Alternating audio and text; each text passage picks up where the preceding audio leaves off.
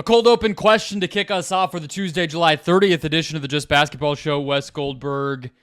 We know it is that time of year, that time every 4 years where Team USA has assembled. They are in Paris. They are out on Monday enjoying skateboarding and ping pong and all sorts of things. But the other thing we know happens outside of enjoying random sports and kicking ass is that they get to talking. My question for you, you have to put in ink a prediction today, July 29th, 2024.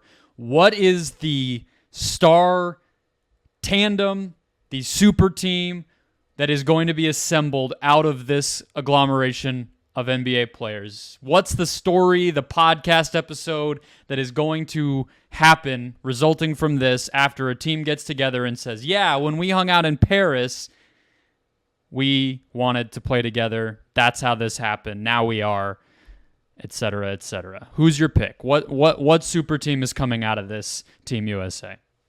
You're not going to want to hear this, Brendan. You're not going to want to hear this. But my guy Bam Adebayo is in Paris right now, talking up your boy Devin Booker right now, saying, hey, listen, it's been a rough career for you with the Phoenix Suns. A new coach every other year. Okay. The lack of stability. Come to Miami. We just signed our head coach to an 8-year extension. The same guy's been in charge since the late 80s. This, if you are craving stability and you love the warm weather still and you're not willing to give that up, come to Miami, why don't you? That's where I think that this is going. The problem for Bam is that he's got to be doing it behind Kevin Durant's back. Or maybe not. Maybe Kevin Durant's looking once he's gone. Yeah. Yeah, once he's gone. So it's not rude if it's just the honest truth. Right.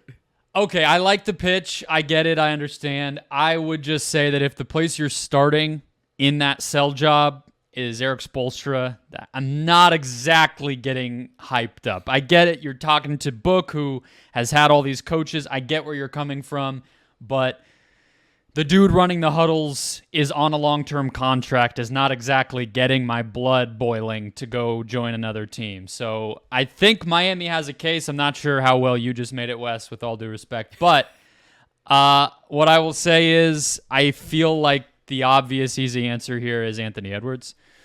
And I think it could be recruitment or soliciting pitches. I think it could be in either direction. I think the era of super teams only assembling in big cities is a little bygone, a little overblown. I don't think it has to go that way anymore. Are the Celtics guys talking up Ant? Miami? Anthony Davis? I know those are all big markets that I just said. Maybe Tyrese Halliburton is getting in on it. I feel like if I'm here, I see Ant is only 22. He's got a long way to go. I'm trying to plant the seeds to say when things get dicey in Minnesota, or if you ever hit anywhere near free agency, let me tell you a little bit about why I personally, I mean, some of this is like Kyrie and KD talked to each other and they went and played on a completely different team. So who really knows? Right. But I want Ant. That's the guy that I'm trying to get out of all this. The funny thing about Ant, he's like the bride of the ball, isn't he? Off the playoff run that he had. He's so much younger than basically everybody else on this team, everybody on the coaching staff, with the exception of, I suppose, Tyrese Halliburton, who would be the closest to him in age, who's not even playing. And that's not exactly the sales pitch, right? Hey, come play with me. We both play the same position. Let's do that together. The Anthony Edwards thing, it feels like he would be the one trying to recruit people to Minnesota and then get the hard no. But maybe there's a bond forged here. Maybe it's something involving Steve Kerr and Steph Curry. Could Anthony Edwards be the one who was promised, kind of thing, where they wanted... that would be brutal. Would that even be a celebration for Warriors fans since they didn't draft him? Right. Well, he goes number one. They ended up with Wiseman at number two. Could not be a bigger difference in terms of the results of those picks. Had Anthony Edwards been there at number two, I think that the Warriors would have seriously looked at Anthony Edwards there. But Steve Kerr has long liked Anthony Edwards, and I don't know. That would be kind of a neat thing. Is, hey, if that doesn't work out in Minnesota, Steph Curry's going to retire. Maybe you guys play with each other for a year, and then you sort of take over as the guy selling tickets at Chase Center. I don't know. Yeah. Anthony Edwards doesn't strike me as a San Francisco kind of guy, but I think he can also make it work anywhere. The coach should be involved in all of this recruitment, is my thought. Why not? Why is that off limits? Ty Lue, Eric Spoelstra, who you mentioned, those guys should be in the ear of any and everybody they can be. Do you think all three of them are looking at, like, every time Steve Kerr is talking to Anthony Edwards, do you think Eric Spoelstra is looking over, like, what are they talking about? How long is this going to last? Like, get away from him. You're coaching the team. Get the hell out of my guy's ear. Just walk up and be like, hey, what are you guys talking about? And I don't know, just can I get a moment with you? I wanted to tell you about something about that pick and roll coverage that we were running the other day. Just like get him away from Steve as fast as possible. Show him some pictures of like a nice restaurant or something, some club out in Miami, and just kind of like this is by the way, Anthony Edwards is like, why are you showing me pictures of LeBron James and Dwayne Wade, Chris Bosh eating it together at Prime 112? Oh, is that what that was? I thought that was the pick and roll play that we wanted to run. My bad. I was just pulled up on my phone. My bad. Yeah, special shout out on the topic of these super teams. Obviously, I mentioned KD and Kyrie. KD played with Draymond the year before he went to Golden State. Unfortunately, so did Harrison Barnes, which is just, a real bummer for HB there. But it's happened time and again, 2008 most notably. The saddest one of all of these, Jeremy Grant and Damian Lillard team up. That's the most depressing assemblage that came out of Team USA that I can remember. But hey, I guess even if you get somebody as good as Jeremy Grant, you take it. There is sort of this subculture of the player empowerment era, which is sad version of player empowerment, which it's like, we think we're player empowerment. We think we're doing this for all players everywhere, and we end up being like a bad example of it. For instance, Kevin Durant and Kyrie Irving in Brooklyn did not exactly work out, but they thought they were, breaking barriers and doing all this player empowerment stuff. And sometimes, a player empowerment, it could be like you are empowered to make good decisions with your own career. You're also empowered to make really bad decisions with your own career. Freedom is freedom. You can do with it what you want, right? But the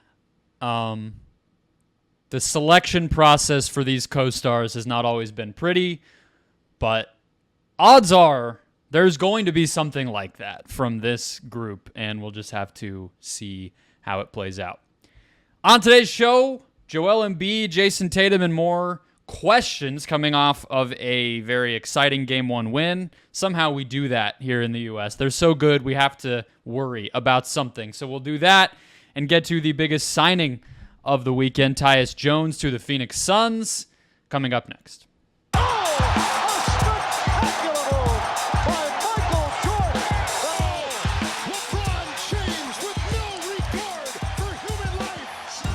Welcome into the Just Basketball Show for Tuesday, July 30th. I'm Brendan Clean. That's Wes Goldberg. Welcome in. Hit follow or subscribe if you haven't already. We are hitting you 3 times a week with all things hoops. Don't forget to leave a rating and review if you're on an audio platform, and check us out on social media as well. Everywhere you are, we are on social media. Support for today's episode of the Just Basketball Show comes from BetMGM. If you have not signed up for BetMGM yet, use the bonus code JustBasketball when you do to get a $1,500 first bet offer on your first wager with BetMGM. Here's how it works. Step 1, download the BetMGM Sportsbook app on iOS or Android and sign up using the code JustBasketball. Step 2, deposit at least $10 and place your first wager on any game. Step 3, you will receive up to $1,500 back in bonus bets if the bet loses. Just make sure to use the bonus code JustBasketball when you sign up. Gambling problem? Call 1-800-GAMBLER. Must be 21 or older to wager. Terms and conditions apply. All right, Wes. So, 110-84, Team USA beats Serbia. One of the only teams that I think you would say has a chance to beat them, and it very much did not go that direction. Nikola Jokic was good but not great, and the team fell apart when he was not on the court, especially when the U.S. second unit, which you picked as it was your pick as like the surprising team, the exciting team, most fun team. Like that, yeah. I mean, look, the bench could win a gold by itself, so that's not a surprise. But a couple of rotation questions, I think, especially looking toward the NBA side of things, popped up out of this win, Wes. One was Joel Embiid, the biggest one in my opinion. Joel Embiid, 12 minutes, 4 points, 2 rebounds. -8 in the box score. Now, to be fair, Some of that, I think, is the fact that a lot of his minutes came when Jokic was on, and his minutes on the bench came when Jokic was also on the bench. So a little bit of a defensive Embiid before we pick at him. But this continues a trend where he just has not looked comfortable or effective at all in that starting center spot, despite all the attention about him joining this team, Wes. So how worried would you be if you're a Sixers fan about this, I think is my question. I'm not worried if I'm a Sixers fan, even a little bit. First of all, he's coming off of an injury. We weren't even sure he's going to play in this. He's clearly still hampered by that injury. If I'm worried about anything, it's that he's just never going to fully recover by the time the regular season starts. Yep. But there still should be enough time off, and I don't think if this were that big of an issue, he would be playing on it in the first place. This is something he's going to have to work through either in Paris or in the United States or somewhere. So I'm not that concerned about it, and I'm not all that surprised by the fact that he has struggled even despite the health concerns. This is just not his game. FIBA style is not meant for Joel Embiid, and I think that there's going to be an opportunity for Joel Embiid to potentially work himself into a position where he looks a little bit better at the end of this Olympic run versus right now in this Olympic run. And if there's anything there that I'm feeling good about as a Sixers fan, it's that, well, maybe if I can get Joel Embiid's sort of dials turned 5% more in a FIBA direction, that is a little bit more ball movement, a little bit more quick decision with the ball in my hands, that could help us incorporate Paul George. It could help Joel Embiid and Tyrese Maxey take that next level as a two-man game and all these things. Maybe there's a learning experience that we can get through this. But in the meantime, if Joel Embiid still is just an MVP candidate every single year, that's not the worst-case scenario. And I just don't know what world we expected Joel Embiid to be on this team in this environment and thrive, because that's just not his game. We talked about it a little bit heading in, that the general idea or why they recruited Embiid so much was because typically they've struggled with teams with traditional centers. But then you zoom out, and this year in the tournament, because it's a little smaller than the World Cup and whatnot, and just the luck of the draw, sort of, no Lithuania with Valanciunas, no Sabonis, for instance, either. I mean, Turkey with Şengün, like however far down you want to try to go with this, those teams weren't there. However, this should have been a game where it did prove important. Jokic is the epitome of the type of guy that if you were just rolling into this tournament with, for instance, in that Jeremy Grant, Damian Lillard team I mentioned, JaVale McGee and Bam as your centers, like you would have been a little bit scared. Mm-hmm. And so the fact that he didn't even really seem to make his presence felt and really disrupt and impact the game much in one of those matchups that they needed him, quote unquote, needed him for, that does worry me. I guess the direction of where it worries you or how is kind of the question. And I guess I'll say the more environments and the more teammates we see Embiid with over his NBA career and now in this situation, I do think that it could be a problem if and when we do ever see him make a deep playoff run, that he doesn't seem to be able to really adapt and kind of evolve to what the game and the opponent call for. And look, he won an MVP being so good at his own game that it didn't really matter what anyone else was doing, and honestly could have won another one this year if he had stayed healthy. So that's suiting him just fine. But the league is, just look at Boston and what they demand of you to beat them versus what New York does and the Knicks. I do think that is part of the kind of story of Embiid right now. This should have been and could have been a time for him to demonstrate that he can do that, and he didn't. Yeah. And it doesn't look like he's going to. Well, he also, to your point, he didn't get the Valanciunas draw, right? He did get the worst possible version of the player that he was supposed to battle against in Nikola Jokic. And I'll be interested to see what he looks like maybe again versus Germany or a team that just has some other big bodies when he gets maybe his legs under him and gets a little bit more healthy. Like I said, I am not making excuses for him. He had a bad game, and he was bad right away, smoking layups. He got pulled. And like within the worse first than he few was in the minutes. playoffs, right? Like Yes. he was also hurt then. And exactly to your point here, that is sort of the story of Joel Embiid. He is the most dominant scorer in the league when he's healthy. I don't think it's close. The problem is when he's not healthy, that margin for error goes kaput.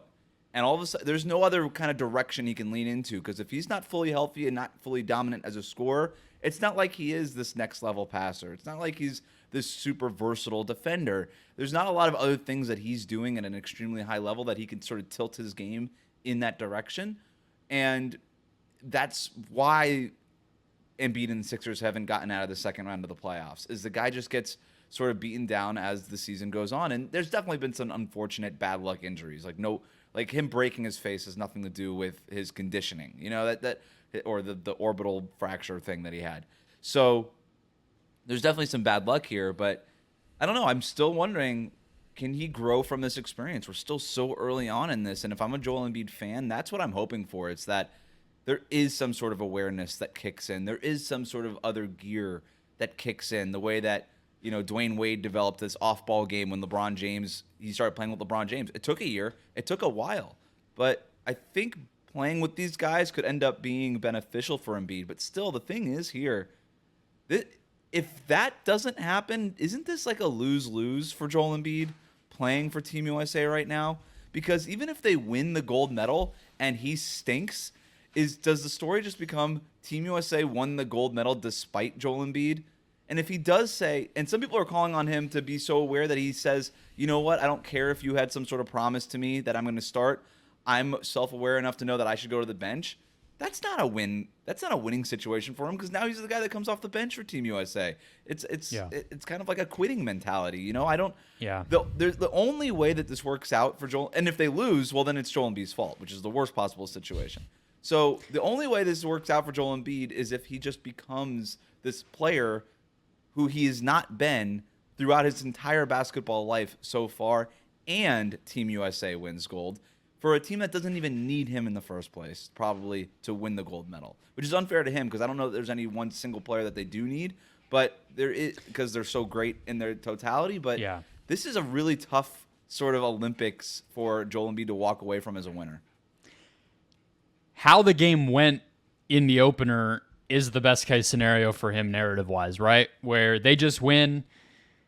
It is a story that he's not up to his normal standard, but not the story, because they still win, and he's not like so brutally bad that he like botches a game or anything, or even comes close to doing that, and it kind of just flies under the radar. That would be sort of the best case scenario, I think, for him, outside of what you're saying could very well happen, which is just that this feels like a distant memory by the time we get to the gold medal game and he scores 25 points and has 5 blocks or something. But yeah, it's funny to me, because with him, there's a case you could make if you wanted to be a hater that he hasn't, outside of passing, gotten like a ton better in specific ways since he really like broke out in the NBA. And there is a lot to be said about the passing.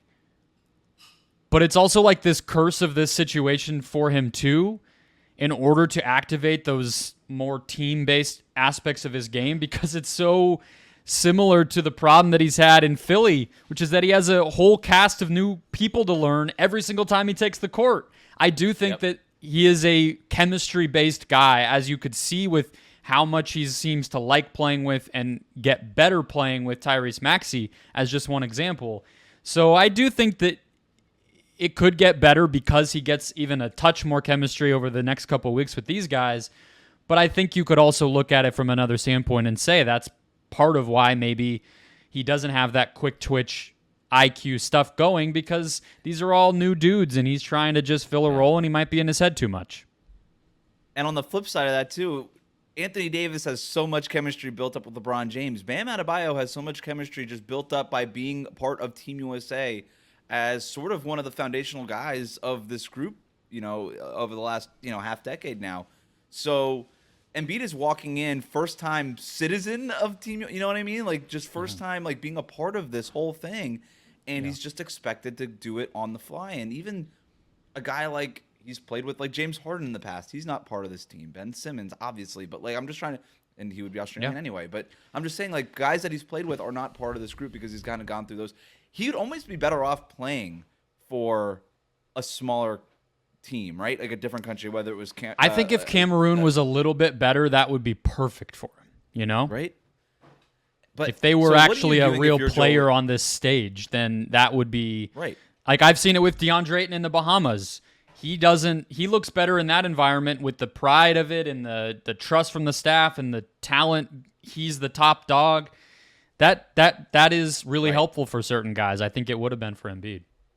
It's almost an easier assignment to understand and execute when you are just the one guy. And it's just like, look, just do the Joel Embiid things, man. Just take over every game, be the best player on the court, and there's something to that. I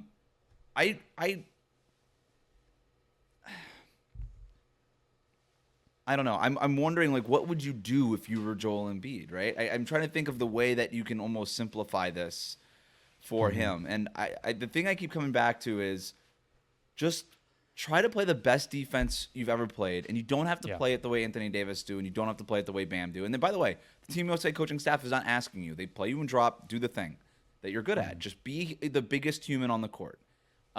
Just really try to play the best defense you've ever played, but also try to pick one player that you develop chemistry with. Instead of trying to do it with everybody and trying to find your spots as Joel Embiid, just say, you know what?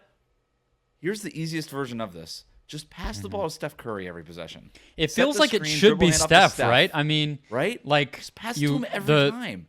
The Maxey angle of it is obviously one, but we've seen Embiid have good chemistry with Redick, with Curry, Seth Curry, with Marco Bellinelli a long time ago, right? Like he has always had some fun two-man game chemistry with shooters. So there's been some fun moments between those two.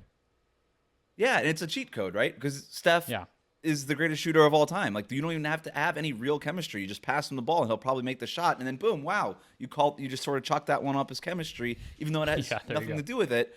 But that's how you sort of rebrand yourself if you're Joel Embiid, I think, is it's just pick a couple of things and just do those really well. Don't focus so much on getting your spots and getting your shots. So Bam as his backup brings us to, I think, the other element of this, which I was saying before we hit record is already too big of a story, given that it's one game, and Steve Kerr's primary quote about this was that he felt like an idiot for even doing it, but Jayson Tatum got a DNP.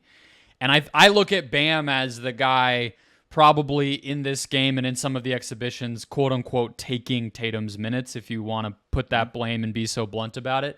And Kerr's doing this thing in the second unit, or some of the time when the bench is on the court. He's not really running full five-man any direction, but where AD and Bam are on the court together. And that, I'm not sure that that's something that you can do against every single team, you know?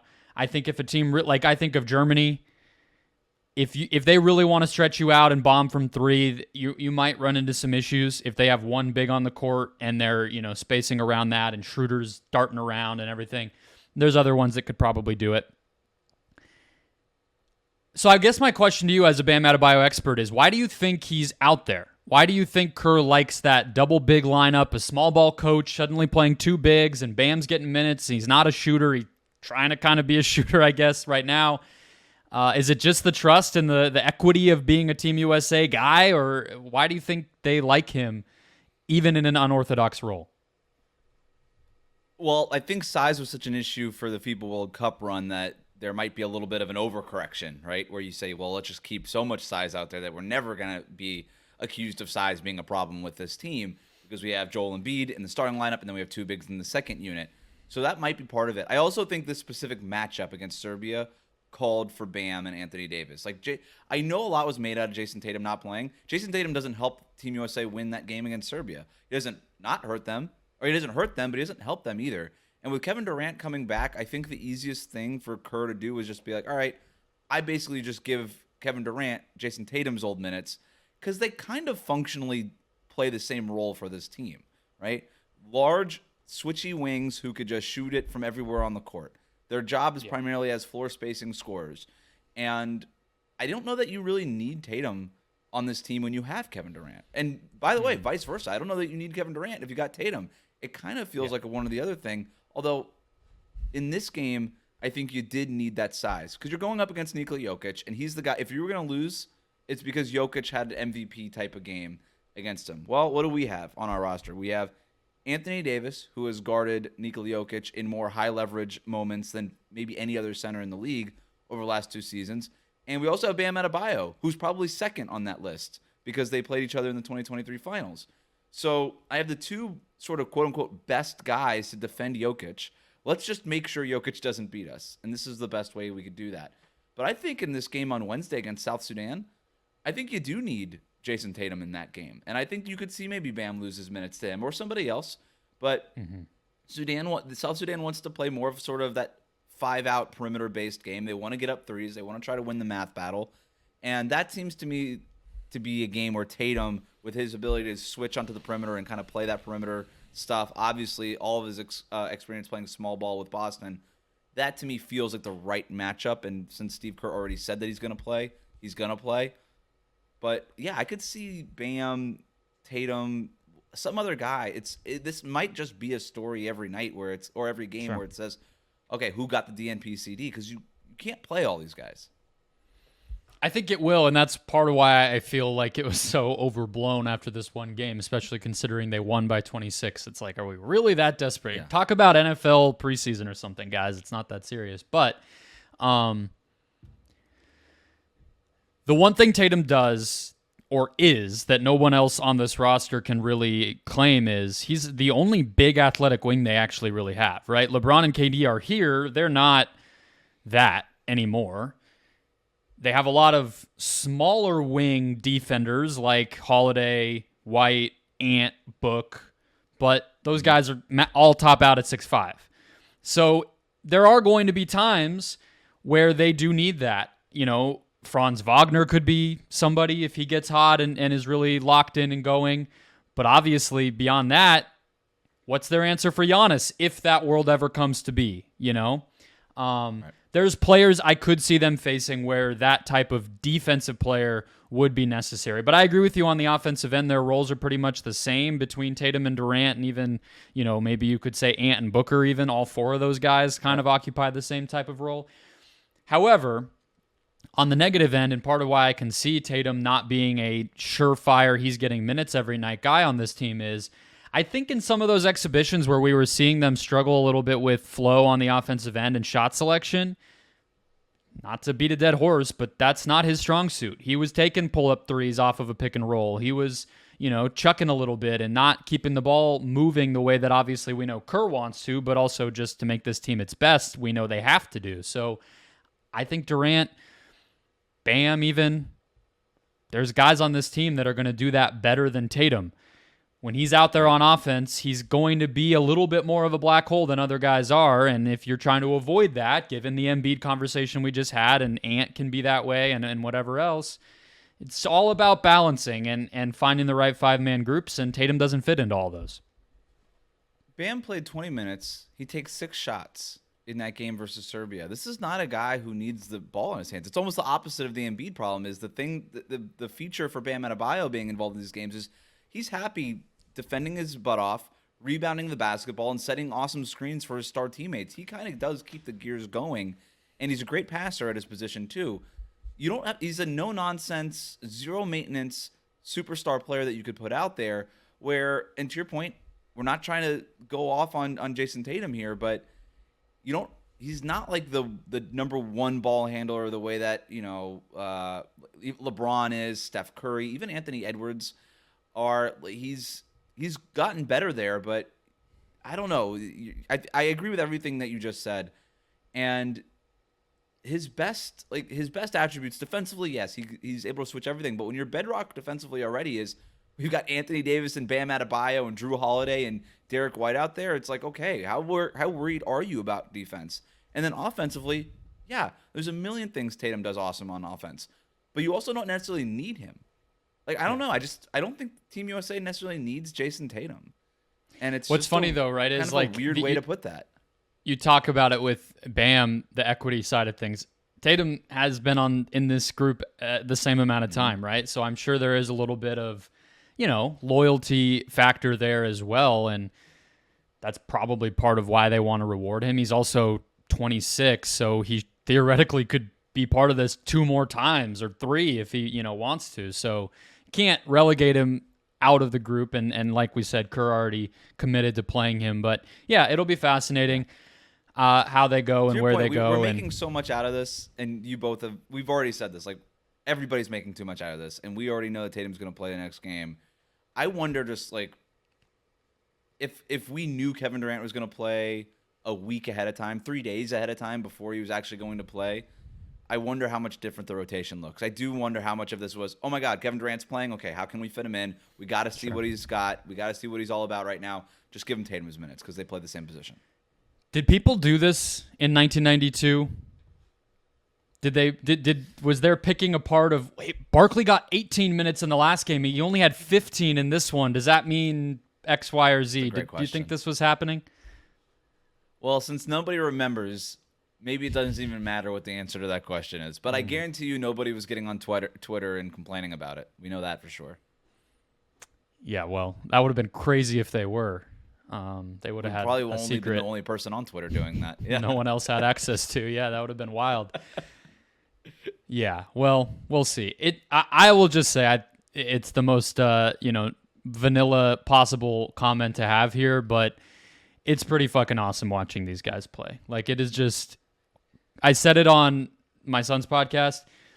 It has made me complete, and you've had this experience, so I don't need to tell you, but it has made me completely come to the other side of the whole, sit and having a drink debate of like, would it even be fun to root for a dynasty at a certain point? Like, is it real? Like, the Chiefs right now, like, is the 3rd, 4th, 5th championship like anything special? The Patriots, the Spurs, whatever you want to point to. The answer to that question is yes. Because I watched this team, and I could watch them play for 15 years together, and it would never, ever get old. It's it's a good take. And the other part of it, too, is this team is so good that I know, and I'm guilty of this, too, because I feel like I'm almost too cynical when we start talking about stuff. But this team is awesome to watch. And if our biggest complaint, or if our biggest talking point is going to be the whole Joel Embiid rag on him type of segment every other game, and who gets the DNP-CD tonight conversation, it feels like the most boring way to talk about this awesome basketball team imaginable, right? Yeah. So what's really cool is seeing these players come together, figure out how to play off of each other, and legitimately enjoy playing with each other. I think my favorite moments have been sort of the sideline, the guys who are not in the game just sort of celebrating when LeBron James dunks it or Steph hits a 3 or whatever happens. It's been a joy to watch it so far, and we've only gotten through one real game. It's so dominant that you have to find questions and negatives because the only other option is to be those guys on the sideline and basically just like point with your mouth open and like right. become a meme. Like there's right. no like so how do we say analysis of how cool it is. Exactly. Yeah. Whoa, that's not very like, that takes you 2 seconds and then you don't have a segment. So yeah. They'll be tested though. I think there will be a game that's much closer than this one at some point, and then there will be the a next conversation. Sure, yeah, it could South be any. Literally, like Brazil was pushing pretty close with France. Greece was, they're going to be a threat because of Giannis. There's no bad team in this whole thing, so it could literally be any night. All right, let's jump to the news of the day, the news of the week in the NBA, which was Tyus Jones, probably the best player left on the market, taking a pay cut, potentially a role cut, and trying to reset his career, going to a team in Phoenix with the Suns, who a lot of people had made a talking point that they really needed a player like this. So, big picture, kind of a win-win for Tyus to get that opportunity, for the Suns to get a playmaker, a floor general. But I think we've talked about this before, Wes.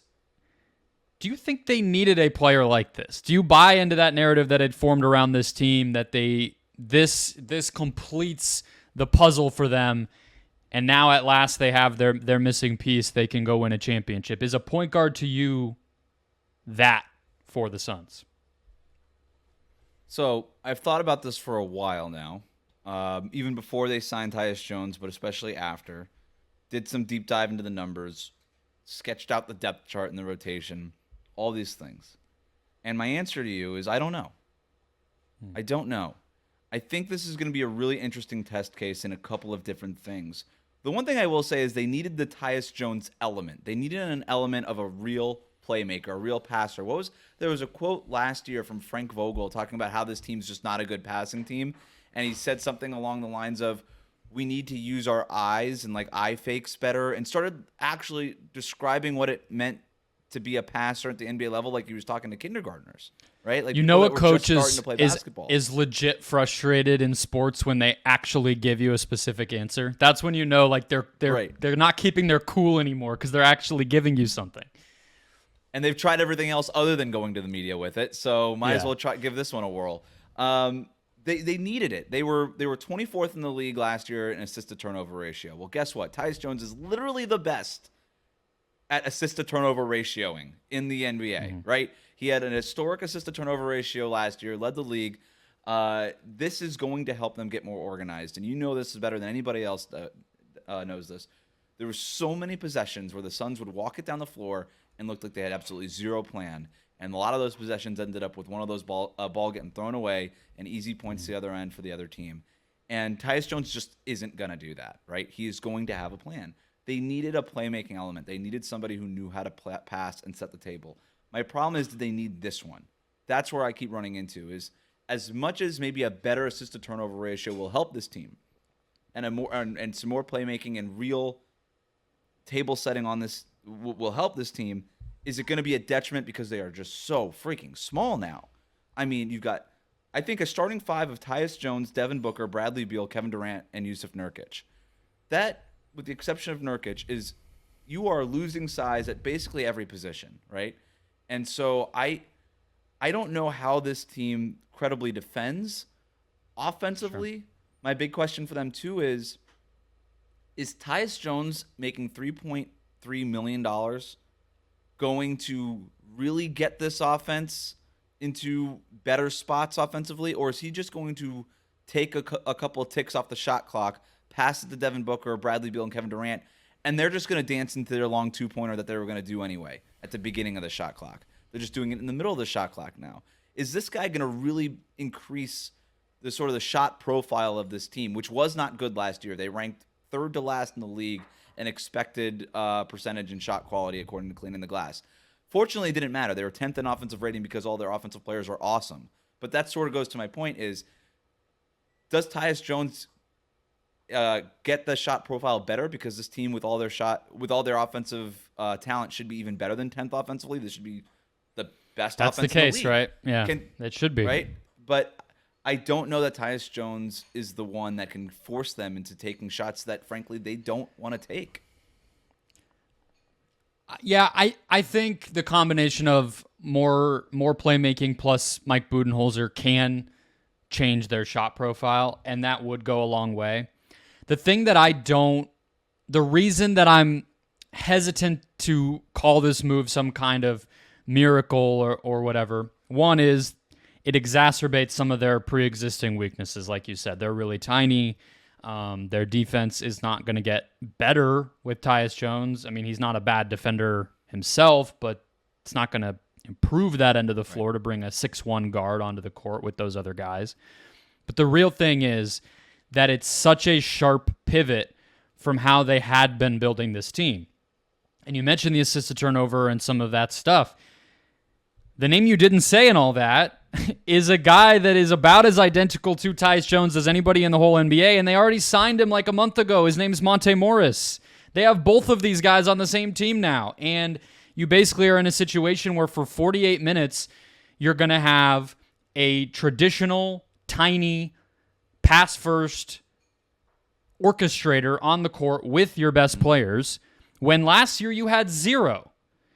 So obviously, you mentioned it, right? The case when you have Beal, Booker, and Durant is that even though the ninth offense in the NBA is very good, it's not good enough. And so mission in the offseason is to find ways to get that closer to first. Mike Budenholzer is a good first step.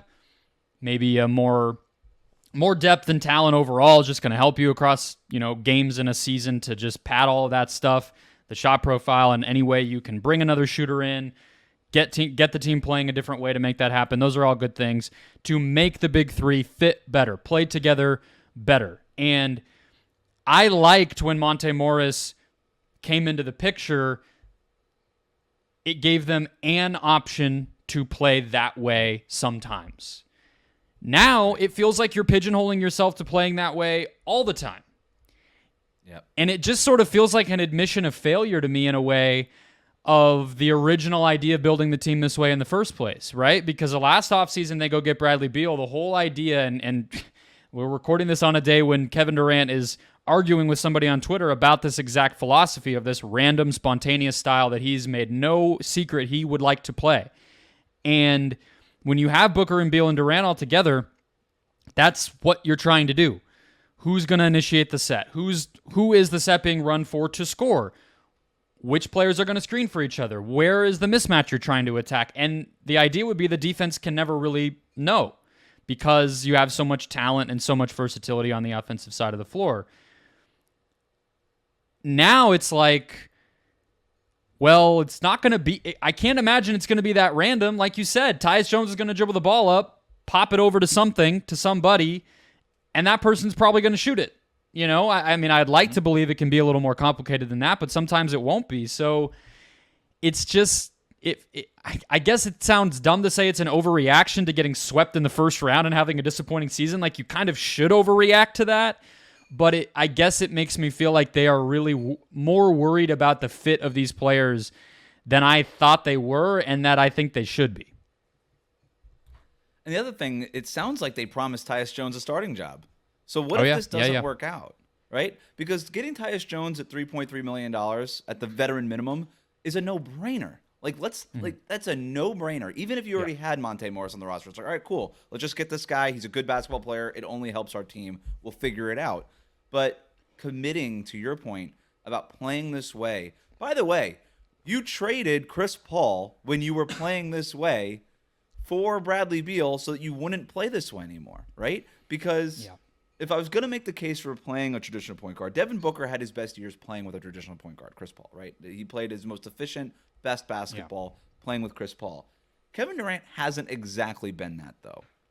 Like, I don't know that he's ever played with a real point guard outside of Chris Paul. It's been sort of these weird hybrid point guards. It's been Russell Westbrook, who's more of, he's Russell Westbrook. We don't have to do that whole thing. Steph Curry. Draymond, very much not a traditional. Kyrie. Right. Draymond's sort of the closest thing, but the half season that Durant and Chris Paul played together, it didn't look great, right? It ended up with being either Durant or Chris Paul just sort of standing in the corner waiting for the next possession. So I don't know that if you're trying to maximize Devin Booker, maybe this helps, but how does Bradley Beal respond to that? How does Kevin Durant respond to that? The other weird part, too, is if you're promising Tyus Jones a starting job, the guy who you would want next to Booker, Beal, and Durant, a guy who doesn't need the ball but can space the floor and adds a little bit of size, that's Grayson Allen. That's the guy you just shoved out of the starting lineup to get Tyus Jones into that starting group. So it's going to be tough for Mike Budenholzer to kind of to hit this balance.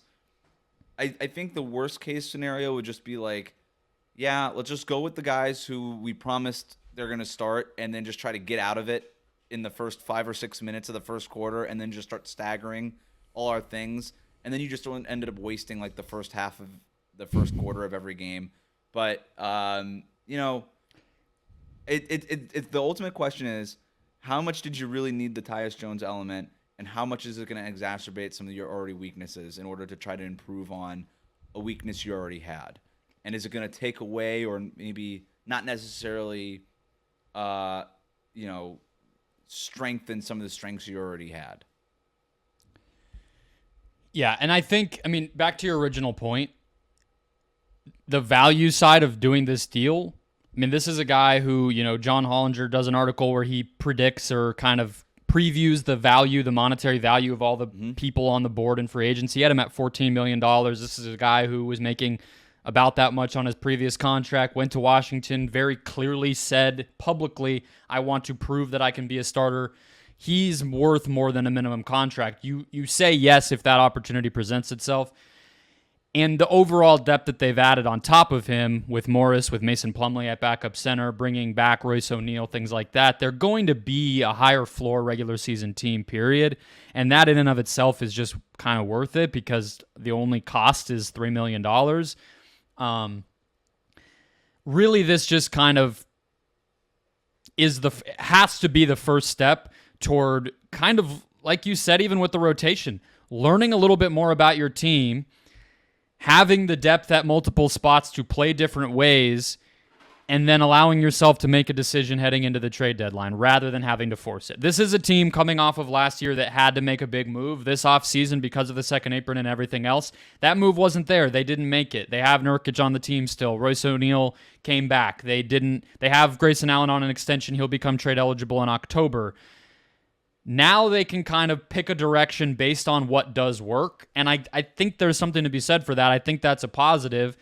Maybe the point guard thing is a complete mistake, and they trade Tyus Jones and his minimum contract elsewhere in January and flush it all down the toilet. Maybe it works really well, and they have to prioritize, okay, what's the right type of center? If it's not Nurkic, what do we do? Can we get more defense to make up for the fact that we really want to have this small guy on the court a lot? That they created some flexibility there that they didn't have, but it's going to be a weird beginning of the year for this team. They're going to be different rotations every night, probably some games where somebody's feelings are hurt. You know, they're filling a hole, but they're also, I think, kind of creating some other questions for themselves. It made me more interested in this team on the court, I think, for sure.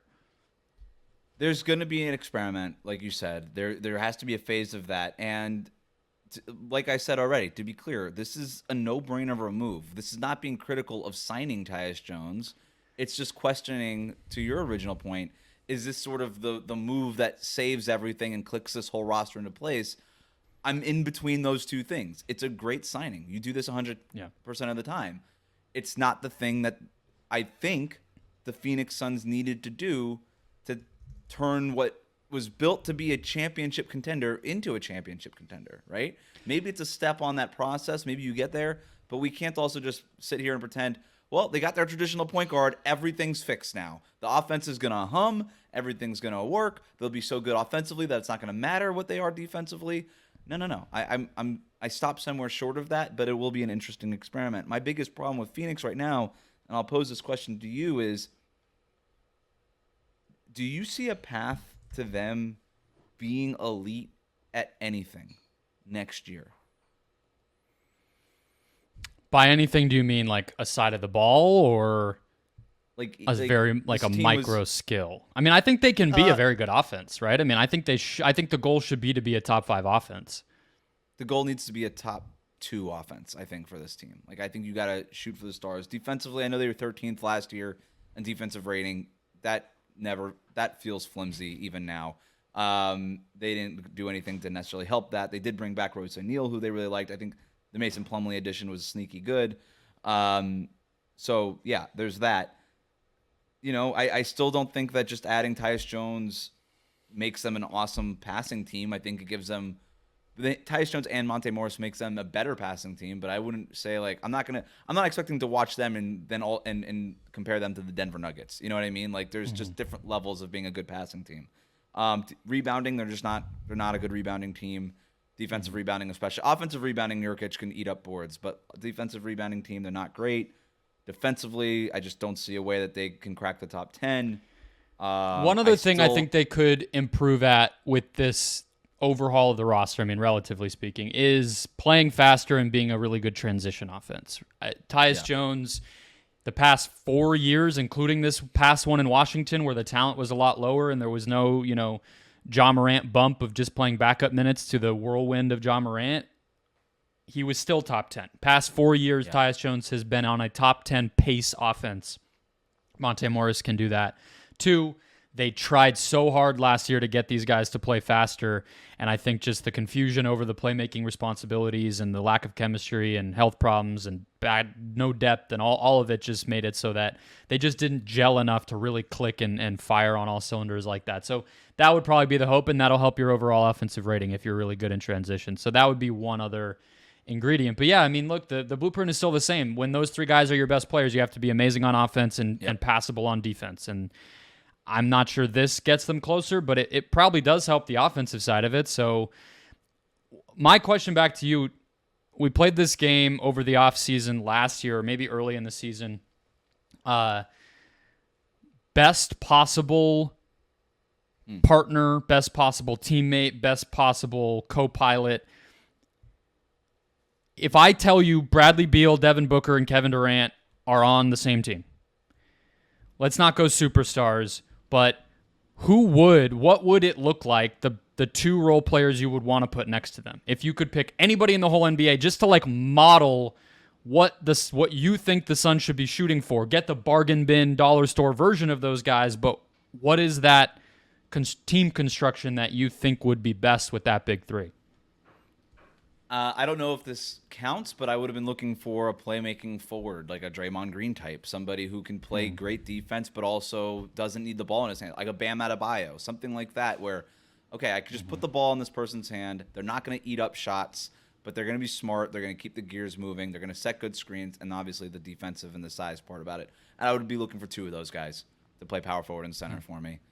That's what I'd be looking for. Just get as much size as possible. Correct. Like functional size that can play with these guys, but yes, size. It does feel like last year was the worst version of what it is that the Suns could be, right? Like that did feel like the season of hell. That was just the coach and the players clearly did not click. You know, the injuries were crazy. Even for a team of players who are injury prone, it was even worse than it usually is last year, especially for somebody like Bradley Beal. So it feels like there should just be a bounce back, no matter, even if they just brought back the roster the same way, even with a new coach, like it just had to work better, didn't it? But then think what's also hilarious it's like, is wow, they won 49 games. You know, Right, they were the 6th right. seed. Like perception would make you think they were like 39 and 43 and like bombed out of the whole thing. They made the playoffs without even having to go through the play-in and were favored against Minnesota. And then it just really fell off from there, obviously, which has to factor in. But their over-under at BetMGM and everywhere else is 46.5 right now. To me, that feels like a pretty solid over if you're just playing the value. It's really hard to not win that many games when you have this assemblage of talent. The big question for them is what do they do in the playoffs, because they were dead on arrival by the time the postseason came around last year. It just didn't feel like they ever had a chance. So I think my elevator pitch on my Tyus Jones take would be raises their ceiling offensively, probably lowers their floor defensively, and in the NBA of 2024, which one is more important, and can that actually get you over the hump there? You know, I do think that there needs to be, no matter what, more chemistry built between the three stars, between Booker, Beal, and Durant. They can't just let $3 million Tyus Jones walk in the door and say, you solve all these problems that we created. You can't do that. Like there's not superstar chemistry. Superstar chemistry wasn't ever solved by a role player stepping in. Superstar chemistry has to be solved by the superstars. They need to get better within each other. Tyus Jones can help grease the wheels on that. He could certainly help there and do a lot of different things offensively for them. But those guys got to figure out how to play together. Tyus Jones should help the margins, and I think that's why they got him. I think they know they don't have their closing five figured out yet, and that one or two players who will be in it, who they might like to be in it, aren't on the team right now. And so this just gives you a little bit of a chance to figure out if that player is like Tyus Jones, which is why I asked you the question that I did. My answer, it's funny. Nick Claxton, I think, is like the best KD teammate now that Draymond Green is a little older that I can picture. Like that worked so well. It's a bummer that it couldn't fully just see itself through and KD stick with that situation. But I think somebody like that is perfect. He can play make a little, like you said, and he can protect the rim, switch on defense. It's like everything that you would want next to a Durant center, or at center next to Durant. And then I would probably just want like a big shooter, like a 3-and-D something, somebody who can just knock down shots and be big, like a Jaden McDaniels. Like I know we're kind of like that. You're never going to build that team, but that's kind of like what I would try to be doing around those guys. And both of us are now saying not a point guard, right? So there we go, full circle. There we are. Do you have a personal question to get us out of here?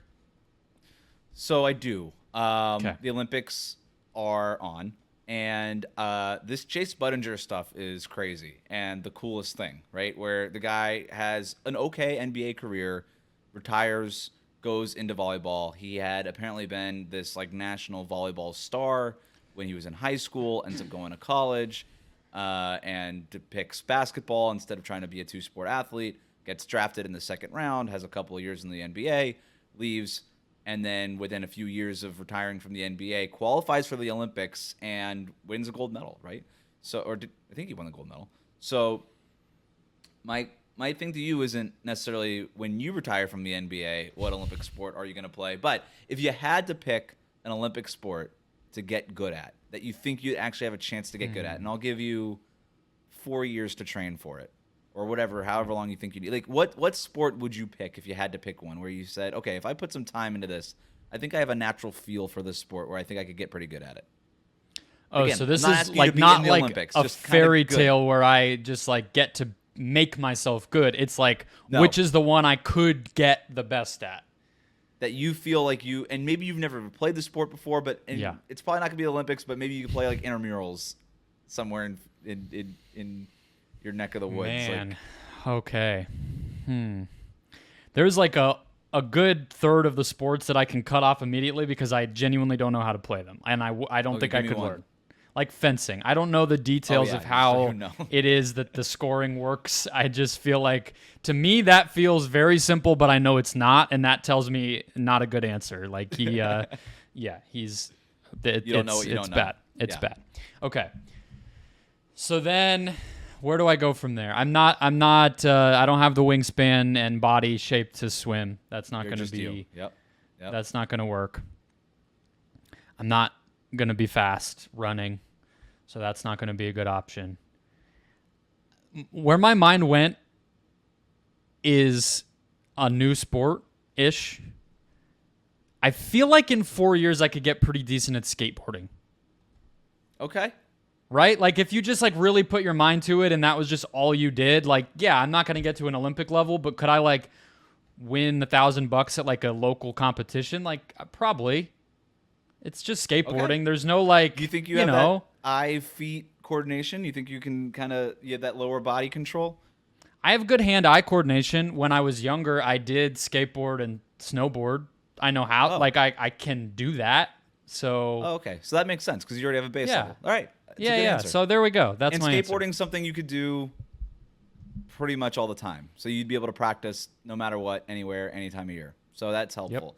The last sport I would pick is Chase Budinger's sport, by the way, is volleyball. I feel like I have specifically a deficit in that kind of hand-eye coordination. I've tried playing volleyball before. I'm a pretty good jumper. I think I'm an okay athlete. I can't, for the life of me, figure out how to hit that volleyball. It is so hard to me. It is the thing I would pick last. I think I would go with rowing. To me, that's pretty straightforward. That's a good one. I think I have the rhythm for it. I think I have the endurance for it. Just got to build the not muscles. at an Olympic level. And that's part of it, right? Is as you're training, you're building the muscle. That's why they call it the row exercise. So I think that's what I would go with that. My lowest is diving. There's absolutely no way that I could pull off what they're doing. I'm also terrified I don't of heights get when it. they jump from really high up. Same, and to like it's like in Toy Story when he says that's not flying, that's falling with style. That's literally what they're doing. They're falling with style, and they're like fighting gravity in real time and doing it artistically. No. You know what? I think I could do it. That would not happen for If me. I got over my fear of high places, I think I could actually nail it. I think I have the good body control. I think I could figure that out. Yeah. I think I could figure that out. Sure. I'll do like 3 backflips. How it could be. I mean, you like you said with skateboarding, you live in the right place to train for diving, so that you have that going for you. You got the geography on your side. That might be the only thing, but you got that. It's true. I'm not going to get good at snowboarding. That's not happening. All right, so we have our work cut out for us over the next 4 years. We're not going to get to the Olympic level, but maybe we could set the goal that by that time we have participated, competed in something in order to prove it. I don't know. What are the stakes I'm going to make here? that very clear. What are the stakes here? No, I am. Nope, just talking about it. All talk, Okay. no walk. I am still very much a person without any hobbies or discernible skills. This is what I do, and I am sticking to it. Except for talking about things. So there you go. You stuck with what you know.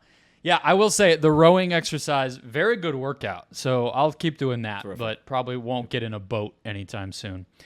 That'll wrap us up. Chris Manning will be back on Wednesday. We'll have another episode for you after Team USA plays again. Hopefully some NBA news stirs up. We'll see with the Lowry Markkanen extension. Kevin Durant eligible for an extension soon. That whole period of the NBA calendar is coming up. Hit follow or subscribe if you haven't already, and we'll catch you later.